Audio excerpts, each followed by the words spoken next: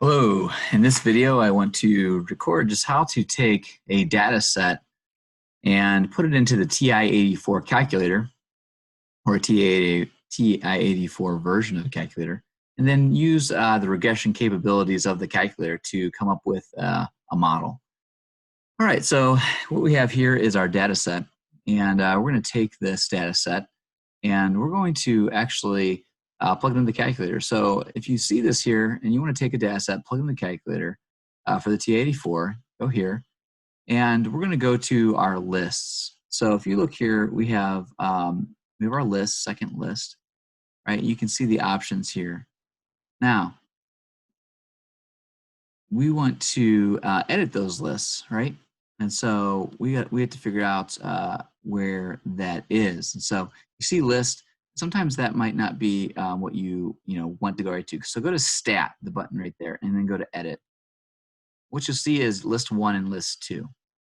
Now we're going to enter our data there, which I've already done for you. I've already entered List 1 data, already entered List 2, and you can check to make sure it's the same. Look back and forth there. You'll see that it is. Now remember, that's under the Stat button. You want to edit, right? So if we go to Stat and Edit, that's where we find those lists, okay? So once we have that entered, we can go to our second stat plot, which is the blue up here. You'll see we want to, that all of them are off, but L1 and L2 are our list, but we want to go to stat plot 1, and we want to turn that on. So I'm going to highlight on, hit enter, and you'll see you can edit your list 1, list 2, like if you put things into list 3 or 4, you can adjust which one you want to be your X list, which one you want to be your Y list. You can choose the mark you want and choose what color you want and the type.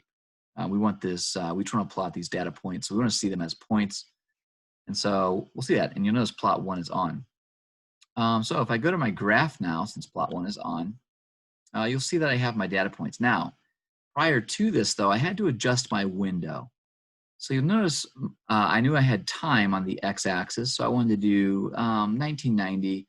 I did through 2021 because later in the problem it asked me for a prediction of 2020, so I wanted to account for that. And then our y min 0, y max of 600, because if we look back at the problem, you'll see under for the number for the y values here, we know this is in millions. As the table shows the number of cellular phone subscribers in millions in the United States for selected years. So we have 34s on the low end, 34 million, but I'm just going to use 34, and then 303 million on the high end, which we're using 303. Now, I am going to make a prediction for 2020, so I want to give it some extra room, and I'm just going to jump that up to 600 on my window. You can mess with it however you want, but that accounts for why I set the window like I did, because what you'll notice is if you go to the graph without setting your window, you're probably not going to see anything. So make sure you adjust that window that you can see your data. All right, now once you have that, you want to be able to use the regression capabilities of the calculator to come up with a line of best fit. And so they ask you for a quadratic here. And how do I know that? When I look here, it says, use the regression capabilities of a graphing utility to find a mathematical model of the form y equals a times t squared plus b times t plus c. Okay, t represents the year. So t is squared, so I know my model has to be a quadratic model, and so I'm going to use that. So I got to keep that in mind. So when I do this, now I'm going to go back to Stat and Calculate. And what you'll see under Stat and Calculate, you're going to see these different regression options. So what I'm looking for is the quadratic regression. Remember, quadratics are powers of 2. So that's what we're looking at. Cubic regression would be a power of 3 polynomial. Quartic would be the power of 4, okay? Like a quart, 4 quarts in a gallon, okay? Anyways, cubic is 3, quadratic is 2. I want the quadratic, so I'm going to select 5 here on my keypad, and it's going to bring up my options. I want list 1, list 2, just like I expected. If you had different lists, you could put them in there. I'm going to go down, and I'm going to go to where do I want to store this regression? I want to store it under Y1. So if I go to variables, vars here on the keypad, I click on vars, you'll see that there. And I'm going to go over to yvars, hit over, and you'll see function there. And hit enter for my function.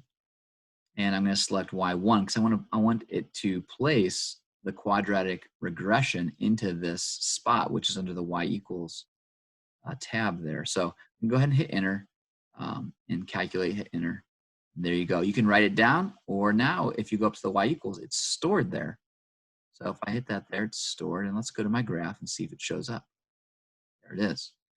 Now, if I'm going to make predictions using my model, hit trace with that, and then let's hit over to see what we're on. We're on the data set right now. You'll notice it's jumping from point to point. Now I go back and forth. I don't want that. I want to be on the regression line. So I'm going to hit up to select what else is on the screen, which is this. And you'll see now if I move back and forth, I'm tracing along on that line. Well, to make my prediction for 2020, I'm going to hit 20 on the keypad. Once trace, once we've already hit trace, hit enter. There you go. It's going to show up on our screen. It's going to be 555.22 in the millions, though. Remember that. So that is how you take a data set, plug it into your stat and your lists there. Remember, we went back to stats, we edited our lists, and then we plotted it. Then we went back to calculate here under over here, and we did our quadratic regression. So again, for the TI-84, this is the plus CE, but should be similar for other versions of the TI-84. You guys have a great day.